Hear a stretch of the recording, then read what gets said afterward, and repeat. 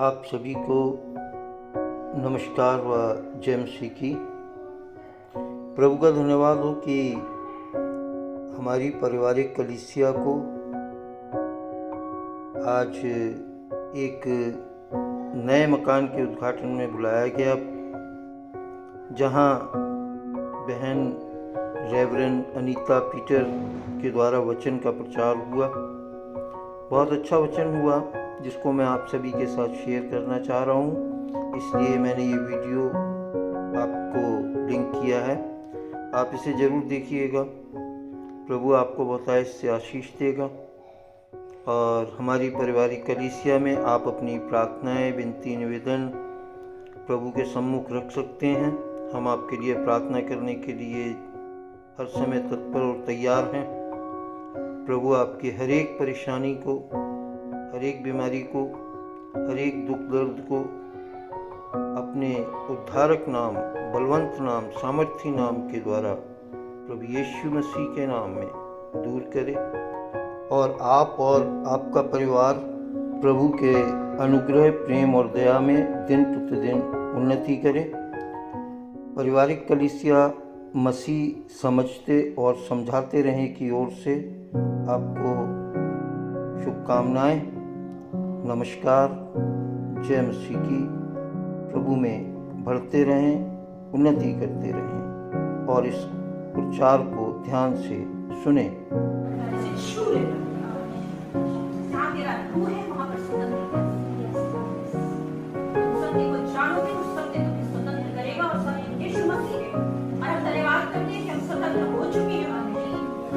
कोई भी योजना हमारी जिंदगी में नहीं चलेगी और यदि वो चलाता है तो हारेगा यीशु मसीह के नाम से, हारेगा यीशु मसीह।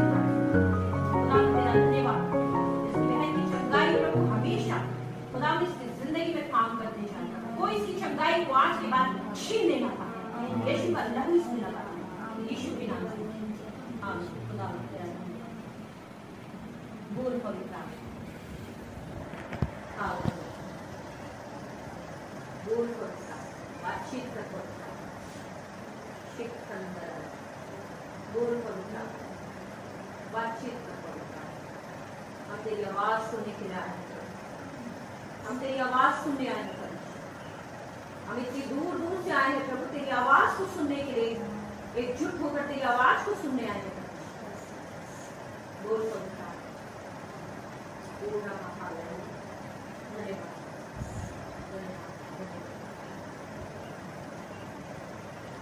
जलाल जलाल श्री खुदा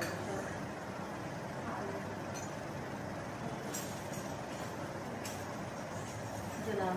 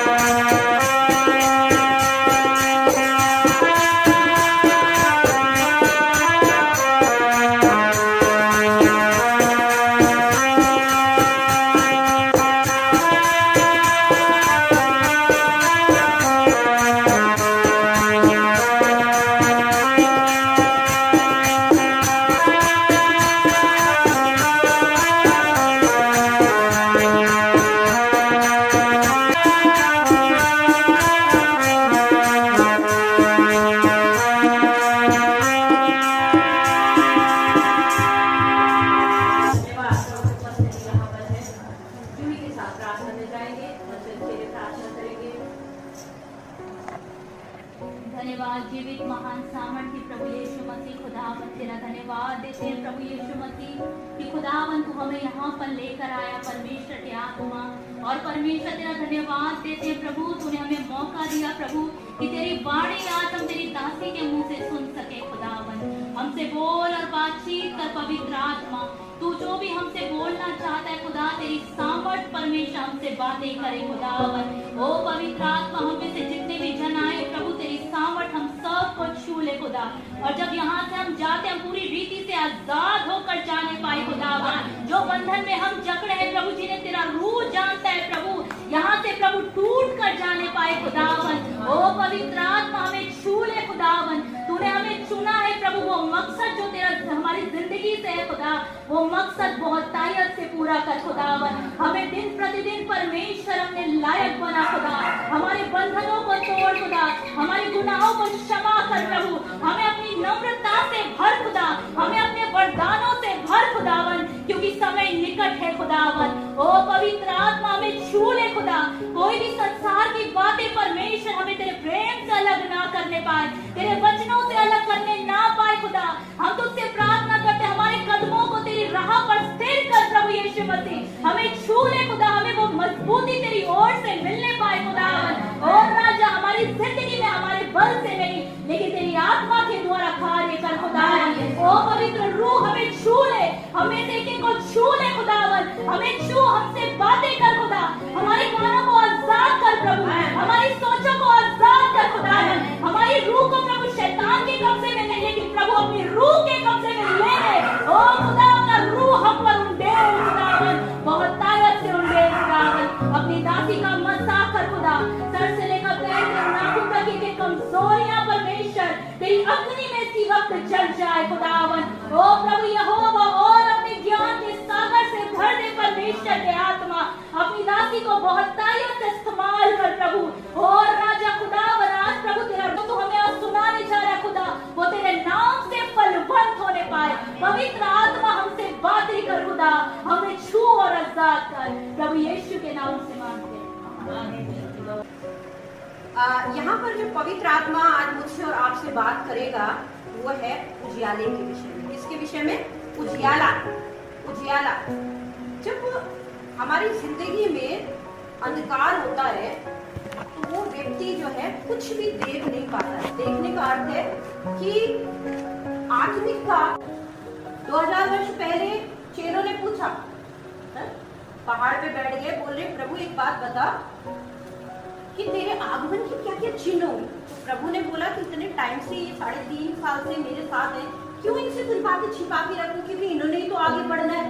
थोमा ने इंडिया जाना है और लोगों ने एशिया और अफ्रीका, इन सब देशों में घूमना है, तो इनको तो मैं विद्वान बना दूं, इनको मैं बोल दूं बेटा तुम आने वाले समय में जो है वो पत्रियां लिख डालना, तो मैं तुमसे बोलता हूँ।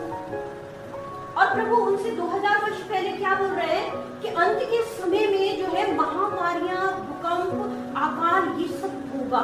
और उन्होंने लिख डाला। जिनके कान हो वो समझ जाएंगे, जिनके पास जीवन है वो भी समझ जाएगा कि प्रभु कह रहा है, आत्मा कह रहा है।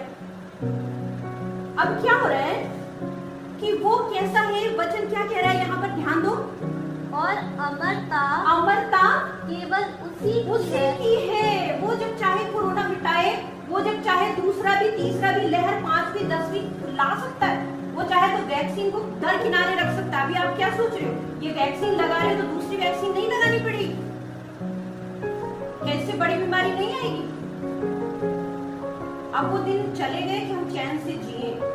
अब दिन वो आएंगे जो कठिनाई के आएंगे, क्योंकि पौलुस भी लिख रहा है और प्रकाशित वाक्य लिख के बंद हो गया, अब खुल के वो सारी मोहरें जो है वो खुल रही है। आकाश पृथ्वी टलेगा, उसका वचन कभी न टलेगा। वो कैसा परमेश्वर है, अगम्य। कैसा है, कैसा अगम्य, मतलब कि जिसकी कोई था नहीं है, जिसका कोई छोर नहीं है, जिसका कोई सिरा आप पकड़ नहीं सकते हो। हम कहते हैं हम मसीह को पूरा समझ गए।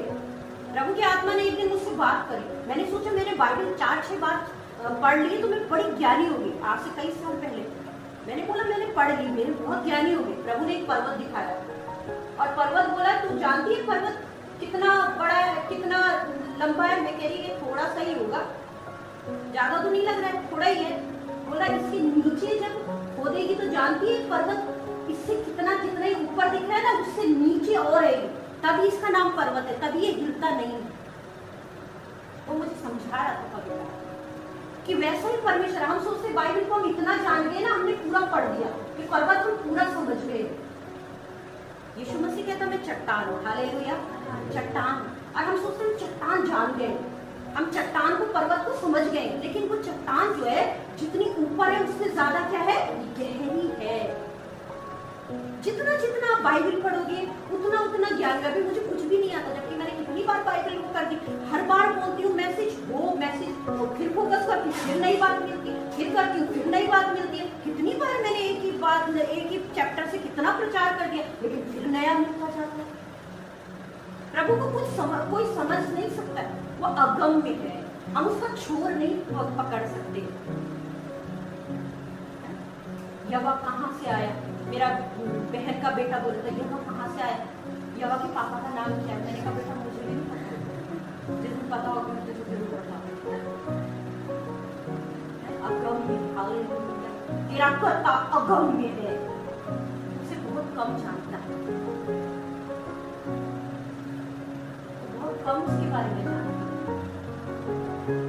अय्यूब पहले बहुत बहस कर रहा था, मेरे सामने आ जाए, क्वेश्चन रखे थे, मैं ये पूछूंगा, मैं ये पूछूंगा, मैं ये पूछूंगा, मैं ये। जब यहोवा उसके सामने प्रकट हो गया, उसकी बोलती बंद हो गई, वो धूली में गिर गया, मुंह के बल। बोला प्रभु तेरे से कौन बहस कर सकता है, मैं नहीं कर सकता, तुझे देख के तो मेरी रूह कांपती है। अब देखो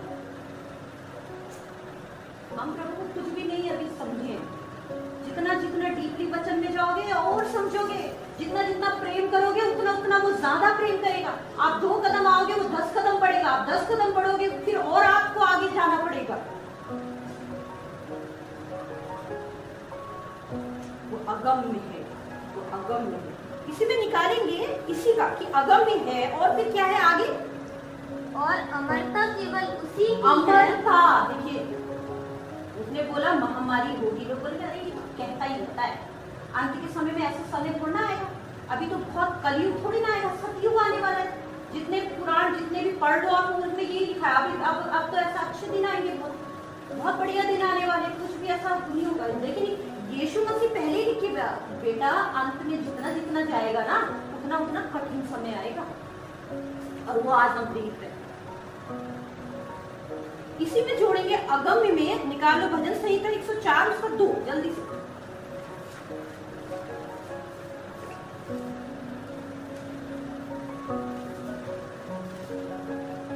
जो उजियाले को चादर के समान ओढ़े रहता है और आकाश को तंबू के समान ताने रहता है। मैं और आप प्रभु यहोवा को कितना जानते हैं, जो उजियाले को क्या करता है, चादर की नहीं ओढ़ता है उजियाले को,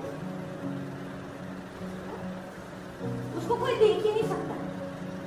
मूसा ने भी कोशिश कर दी, पीठ दिखी और कुछ मुंह दिखेगा तो मर जाएगा, बोल रहा है कि वो उजियाला है। वो जिसने सूरज बनाया, मैं इतने सोच रही थी जिसने सूरज बनाया वो कितना ज्वालामय होगा। सूरज कभी रुकता नहीं, अभी यहाँ पर अंधेरा हो जाएगा तो वो दूसरे देश में उजाला कर रहा होगा, तब जल रहा होगा, वो कभी रुक नहीं रहा। हम अंगीठी जलाते हैं 2 घंटे के बाद बुझ जाती है, लकड़ियां बर्बाद हो जाती है, सारी राख बन जाती है, लेकिन ऊपर देखो वो कभी बुझता नहीं, वो राख नहीं हो रहा है, वो ठंडा नहीं हो रहा, क्योंकि हुक्म है, और जब तक हुक्म है तब तक वो चलता रहेगा। उसने सूरज बनाया, और वो उसका वचन यहाँ पर बोल रहे हैं, वो उजियाले को किसकी नाई, चादर की नाई ओढ़ता है। अब देखो आपका परमेश्वर कौन है जिसकी आप आराधना करते हो, जिसकी उपस्थिति में आप बैठे हो, वो कौन, चादर को ऐसे लपेट लेता है उजियाले को, और क्या करता है, और आकाश को तंबू के समान ताने रहता है। आकाश को तंबू की तरह तान रहा है। यदि वो तानना आकाश को छोड़ दे, आकाश सुकड़ जाएगा, सारा कुछ बर्बाद हो जाएगा, लेकिन आकाश को तंबू की तरह ताने, तो सर्वशक्तिमान परमेश्वर है, वो अगम्य परमेश्वर है। निकाल लो याकूब 1 और उसका 17।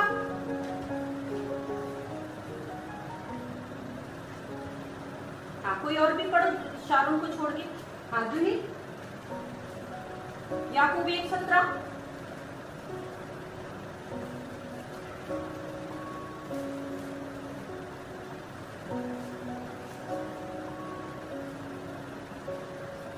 क्योंकि हर एक अच्छा वरदान और हर एक उत्तम दान ऊपर ही से है और ज्योतियों के पिता की ओर से मिलता है। हालेलुया। रुकेंगे, ज्योतियों के पिता मतलब जिसने तारागण ये सारी चीजें बनाई है, सूरज चांद सितारे, वो ज्योतियों के पिता की तरफ से वो दान वरदान मिलते हैं और जिसे चाहता है उसको वो बांट देता है। कौन कह सकता है प्रभु वो देर में आया, तूने इतनी मजदूरी दे दी, मैं कब से कर रहा हूँ तेरे वहां जॉब, तूने मुझे इतनी मजदूरी दी? कोई कुछ नहीं कह सकता, वो मालिक है, वो जिसे चाहे वो बांटता है। कोई व्यक्ति हमें बहुत अच्छा लगता है, कोई नहीं लगता भैया, चाहे हम कितना अच्छा व्यवहार करें, थोड़ा दुआ सलाम हो जाती है, दिल से दिल बात नहीं करता है। कोई बातों से ही बहुत अच्छा इंसान नजर आता है? पसंद करना नहीं करना वो हमारे ऊपर भी होता है, वैसे परमेश्वर के ऊपर भी। हमारे कर्म जो है, हमारे कर्म, हमारे विचार जो है वो परमेश्वर को भाते हैं। हम क्या सोच रहे हैं, हम क्या कर्म कर रहे हैं, हम प्रभु को दिल से कितना प्यार करते हैं, हम ये प्यार कर रहे हैं या ये चीज परमेश्वर को दे रहे हैं तो किस लालच से दे रहे हैं, क्यों दे रहे हैं, ये सब चीज टटोलता है परमेश्वर। इजरायली लोगों को पूरा घुमा के ले गया, वो ये वचन बोल रहे हैं कि मैं जानूं कि इनके दिल में क्या है, मैं इतने साल इनको घुमा रहा हूं तो जानूं कि इनके दिल में क्या है, इनके दिल से बात बाहर निकालना चाहता हूं। और हमने बहुत बार वचन पढ़ा है कि परमेश्वर मनों को जांचता है, लेकिन वहां पर लिखा है कि परमेश्वर जो उनके दिल की बात जानना चाह रहा है, कितना कुड़कुड़ा रहे हैं, कितना क्या कर रहे हैं, मैं दुख भी दे रहा हूं तो ये सह रहे कि नहीं सह रहे। परमेश्वर ने हर एक बंदे को स्वतंत्र किया। आदम की वाटिका में आदम हवा स्वतंत्र थे, वो स्तुति करें, आज्ञा पालन करें कि नहीं करें। स्वर्ग में वो इब्लीस जो था करूब, वो स्वतंत्र था, वो स्तुति करें या ना करें। आज मैं और आप स्वतंत्र, मैं स्वतंत्र हूं कि मैं प्रचार करूं या ना करूं, आप स्वतंत्र हो कि आप यहाँ आते कि नहीं आते, या बजाते कि नहीं बजाते, स्वतंत्र है हर एक बंदा। लेकिन ये याद रख कि हर एक चीज का परमेश्वर न्याय करेगा। याकूब 1:17 क्या कह रहा है? क्योंकि हर एक अच्छा वरदान हाँ। और हर एक उत्तम दान ऊपर ही से है। ऊपर से, कोई जबरदस्ती उसको खींचे ले ले, उसका काम बिगाड़ दे, ये सारा फानी चीजें कि कोई किसी की मिनिस्ट्री चौपट कर दे, कोई किसी का घराना चौपट कर दे, कोई किसी की नौकरी बोलता है मेरी नौकरी बहुत निकल गया, ये हो गया वो हो गया। नहीं, वो ऊपर हमको देखना पड़ेगा, उससे मांगना पड़ेगा, किसी मनुष्य से छीना झपटी से नहीं मिलेगा, उसकी तरफ देखना। क्योंकि वचन ऐसा कहता है, वो ज्योतियों के पिता की तरफ से हर एक उत्तम, चाहे तेरे पास धन आ रहा है उसकी तरफ से, चाहे नहीं आ रहा है फिर भी आएगा, फिर भी नहीं आएगा फिर भी, वो उसी की तरफ से डिसाइड होता है। अच्छा, अब देखो आगे निकालो भजन संहिता 136 और 7, भजन संहिता 136 और उसका 7 देखो। उसने बड़ी बड़ी ज्योतियां बनाई और उसकी करुणा सदा की है। बड़ी बड़ी ज्योतियां बनाई। आज हम उजियाले के विषय में प्रचार सुन रहे हैं। उजियाला जब किसी की जिंदगी में आता है, वो बहुत बड़े बड़े काम करना शुरू कर देता है, उसके पास फिर धन शौहरत इज्जत सब आनी शुरू हो जाती है, लेकिन एक ही काम करना है, उसकी तरफ देखना, उससे मांगना है, उसके सम्मुख रोना है। एक बहन को मैं जानती हूँ और वो एक केस में जो है उसको सजा मिलने वाली थी। उस पर ये केस लगा था कि उसने अपने आदमी को जहर देके मारा, लेकिन ऐसा उसने नहीं किया था, शराब में ऐसा कुछ। तो वो जो थी वो दुआ प्रार्थना वाली बंदी थी, बहुत दुआ वाली, और बार बार आकर फोन पे किसी तरह से वो मुझसे प्रार्थना कराती। और वो स्त्री ने क्या किया, उसको सजा मिलने वाली थी, नौकरी भी जो है गवर्नमेंट की सब कुछ उजड़ गई थी, कुछ पेंशन कुछ उसको मिल नहीं गई। और उस स्त्री ने अकेले कमरे में जाकर इतना रोई, क्योंकि उसका जो लड़का मरा था, उसका पापा जो था बड़ा डॉक्टर था, तो वो उस पे केस ठोक रहा था कि इसको छोड़ेंगे नहीं बिल्कुल, ये इसको फांसी दिला के रहेंगे, इसने मेरे लड़के को मार दिया, जबकि उसका लड़का बहुत शराबी है, वो भी डॉक्टर। तो वो रात दिन रोई और बहुत वो लेडी रोई, और वो उसकी ये गवाही है कि मैंने अपनी पूरी बाइबल जो है आंसुओं से भिगा दी कि परमेश्वर मैंने ऐसा नहीं किया, इन्होंने मेरे को झूठा फंसाया, प्रभु ने लव मैरिज की थी, इसलिए उन लोगों को पसंद नहीं आई, उसको उजाड़ना चाहते। और रात दिन घुटनों में आकर उस प्रार्थना की। और जब नैनीताल में उसकी पेशी लगती थी, वो जाती थी, वो रोते हुए वापस आती थी, क्योंकि दिन प्रतिदिन वो और तगड़ा केस उसका पापा जो है वो बना रहा था, काफी करोड़पति हो। अपराध में बच्चे के लिए हुई। और अंत में परमेश्वर जब युद्ध करने लगा, प्रभु का आत्मा ने मुझसे बोला कि परमेश्वर तेरे लिए युद्ध कर रहा है, परमेश्वर तेरे लिए लड़ेगा। अब कैसे लड़ेगा? जज भी खतरनाक है और लोग भी खतरनाक है, फंसाने के लिए अब फाइल बिल्कुल बन के तैयार हो रही है। अब परमेश्वर युद्ध कैसे करेगा? तो जो व्यक्ति युद्ध लड़ रहा था, वो व्यक्ति जो अन्य जाति का था, उसको परमेश्वर ने कार एक्सीडेंट में मार दिया। फिर उसने अपने लड़के को फाइल दी। कुछ 4 महीने बाद उसका लड़का भी किसी बीमारी से मर गया। फिर उसका चाचा का बच्चा खड़ा हो गया कि नहीं, हमको बहुत जो प्रॉपर्टी है वो मिलेगी, हम युद्ध जीत जाएंगे, ये हारेगी जरूर, ये बेघर होगी, तो वो भी मर गया। आप यकीन जानो, मैं प्रभु की रूह में हूँ। एक के बाद एक परमेश्वर ने युद्ध करना शुरू कर दिया। और एक दिन वो आया कि कोई भी कचहरी में खड़ा ही नहीं हुआ, वो युद्ध आगे लड़ने के लिए, और अंत में वो स्त्री को विजय हो गई। हालेलुया। तो परमेश्वर कुछ भी कर सकता है, कुछ भी जो तेरी सोच में भी नहीं है, जो तेरे जहन में भी नहीं है, तेरे हृदय में भी नहीं है, तेरे कान में भी तूने कभी नहीं सुनी इतनी गुड न्यूज, परमेश्वर वो भी तेरे लिए कर सकता है। लेकिन प्रश्न यहाँ पर ये होता है, क्या तू परमेश्वर की तरफ देखता है कि तू मनुष्य की तरफ देखता है? मैं कभी भी मीटिंग ज्यादा नहीं करती हूँ, आपने देखा होगा, किसी के घर ज्यादा जाना, दान लेना, फलाना, मीटिंग पे मीटिंग करना, बार बार उनके घर हर महीने चले जाना, मेरे से नहीं होता ये बात। मैं घर में अकेले रहूंगी, नहीं है तो नहीं खाऊंगी, लेकिन मैं ऐसा बिना अगुवाई के किसी के घर में प्रचारक हूँ, मैं नहीं चाहती, मुझे रूह लेके भी नहीं चाहता, मैं किसी की तरफ देखती नहीं हूँ। लेकिन हाँ, मैंने एक कॉपी बना के रखी है, उसमें सारी ऐसी छोटी सी कॉपी है, उसमें सारी अपनी जरूरतों की चीजें मैं लिख देती हूँ। और मैं जाकर वहां पर रात दिन कई बार जाकर मैं प्रार्थना करती और आंसू बहाकर प्रार्थना करती। कोई ऐसा टाइम नहीं है, कोई ऐसी चीज नहीं है जो परमेश्वर ने मुझसे छिपा के रखी है। हालेलुया। छिपा के नहीं रखी, कोई उत्तम चीज मुझसे छिपा के नहीं रखी। सिर्फ मेरा सीक्रेट ये है, मैं नोटबुक बना के मैं लिखती रहूं, मेरी जरूरत ये है, ये है, ये है, ये है, ये है, ये।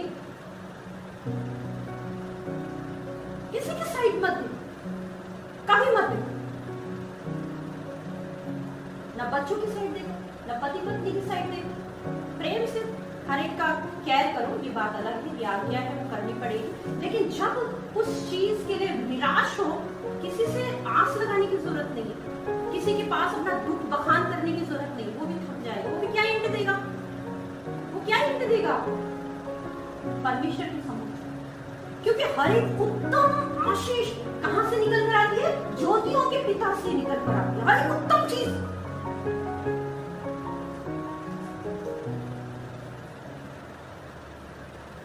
हमारा प्रकाशन कहां से आता है? 2-3 बातें हैं, मैं समाप्त करूं। मैं चाहती हूं आपको अच्छा भोजन खिलाऊं। हमारा प्रकाशन कहां से? हमको प्रकाश, हमें ज्योति कहां से मिलती है? हम जब ज्ञान रहित होती है, हमें जब कोई डायरेक्शन नहीं मिलता है, हम क्या निर्णय लें, हम कैसा चले, हम अपने भविष्य को कैसा बनाएं, हम अपने बच्चे का भविष्य, अपने घर का खर्चा, ये सब को कैसा करें, तो हमको कहां से प्रकाशन मिलेगा? हम कहां प्रकाशन ढूंढते हैं? हम किसकी धेली में जाके बोलते हैं, भाई साहब आप मेरे लिए ये कर दो और अब मेरे लिए ये कर दो? कब तक? यहाँ पर देखो, उद्धारकर्ता जब हम उसको मान लेते हैं, उसे ग्रहण करते हैं, तो वो हमारे अच्छे बुरे को अच्छी तरह से फिर जानता है, कहां पर हम कमजोर है, और जहां पर हम कमजोर है वो हमको बनाना शुरू करता है, क्योंकि हम उसके अधीन है। जब कोई मुझे माँ बना लेता है अपना, जेरीकोट में कलीसिया है, वहां पर एक हिंदू बच्ची है, तो वो मुझसे बोलती गुरु माँ, और जब उसका फोन आता है, गुरु माँ मैं बीमार हूँ, मेरी यहाँ पर चेस्ट में गुठली हो गई, शायद डॉक्टर बोल रहे कैंसर भी हो सकता है। मैंने बोला तुझे कैंसर नहीं। और जब गुरु माँ शब्द सुना, मेरी आत्मा अंदर से बेचारा था, मेरा बच्चा बीमार है, और मैं दौड़ के प्रभु के सम्मुख गई। मैंने बोला प्रभु, बच्चे भी इस गवाही को जानते हैं, नहीं होना है प्रभु, मैं जैसी लड़की संसारिक माँ शब्द सुनकर इतनी बेचैन हो जाती हूँ, जब उनसे पापा शब्द बोलते हैं वो कितना बेचैन होता होगा। हालेलुया, कितना बेचैन हो जाता, मेरा बच्चा मेरे को पापा बोल रहे हैं, पापा। प्रभु की साइड देखो, हमको प्रकाशन कहां से मिलता? अपने ज्योतियों के पिता की तरफ देखो, जो तेरे मुंह को तेज से भरते, तेरे मार्ग को तेज से भरते। परमेश्वर के सम्मुख जब हम होते हैं, परमेश्वर हमें बिल्ड करता है, बनाता है। कहां पर हम बच्चे को माँ जब देखती है, अरे इसने जूता नहीं पहना, एक जूता मोजा इसने उल्टा पहन लिया, ये स्कूल जा रहा है, इस समय इसका टिफिन होना चाहिए, इसकी ये मैथ्स की किताब, इसका ये होना चाहिए। बच्चा तो अपना खेलता है उस समय, लेकिन माँ उसका सब कुछ केयर करती है। जब हम परमेश्वर के सम्मुख होते हैं, परमेश्वर हमको बनाने के लिए, क्योंकि हम परमेश्वर को पापा बोल रहे हैं, पवित्र आत्मा हमारा माँ जैसा है, यीशु हमारा भाई जैसा है, तीनों को दोस्त बना लो, अपने घर का सदस्य, अपनी जिंदगी का, अपने जीवन का सदस्य बना लो।